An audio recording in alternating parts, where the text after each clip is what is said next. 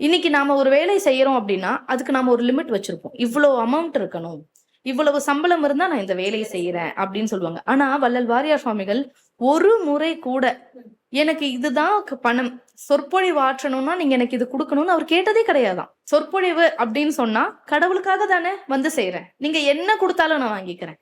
பணமே கொடுக்கலையா, 2 வாழைப்பழம் வெற்றிலை பாக்கு கொடுங்க, வாங்கிக்கிறேன். இந்த மாதிரி இருந்திருக்காரு.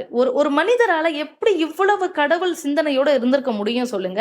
அவர் வந்து ஏதோ ஆதி காலத்துல வாழ்ந்தவரா, நமக்கு வந்து வாழ்க்கைக்கு வந்து அன்றாட தேவைக்கான விஷயம் இருந்தா போதும் அப்படின்னு நினைச்ச அந்த காலத்துல வாழ்ந்திருந்தாருன்னா இவர் சொல்றது சரி.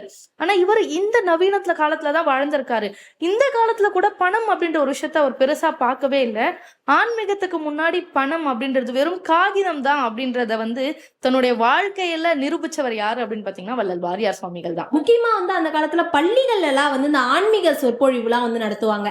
அந்த இடத்துல குழந்தைகளுக்காக நான் வந்து சொற்பொழிவு பண்ணனா காசே வேணா நான் ஃப்ரீயா பண்ணி தரலாம் கூட சொல்லியிருக்காரு. அதெல்லாம் கேட்கும் போது எனக்கு வியப்பா இருந்தது. இன்னைக்கு நீங்க எடுத்துக்கிட்டீங்கன்னா ஷாம்லா, திருப்புகழ் அப்படின்ற ஒரு விஷயம் படிக்க கஷ்டமா தான் இருக்கு. வந்து திருப்புகழ டங் ட்விஸ்டர் அப்படின்னு கூட சொல்றாங்க.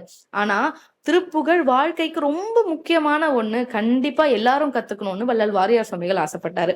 இதனாலேயே மாத இதழ் வெளியிட்டிருக்காரு. என்ன அப்படின்னு பாத்தீங்கன்னா திருப்புகழ் அமிழ்தம் அப்படின்னு சொல்லிட்டு. இந்த மாத இதழ்ல திருப்புகழை எளிமையா எப்படி படிக்கலாம், அதோடைய அர்த்தங்கள் என்ன அப்படின்னு சொல்லிட்டு மாதந்தோறும் திருப்புகழுக்கான ஒரு மாத இதழை வெளியிட்டிருக்காரு. இதனாலே இவருக்கு திருப்புகழ் சக்கரவர்த்தி அப்படின்னு கூட ஒரு பேர் வச்சிருக்காங்க.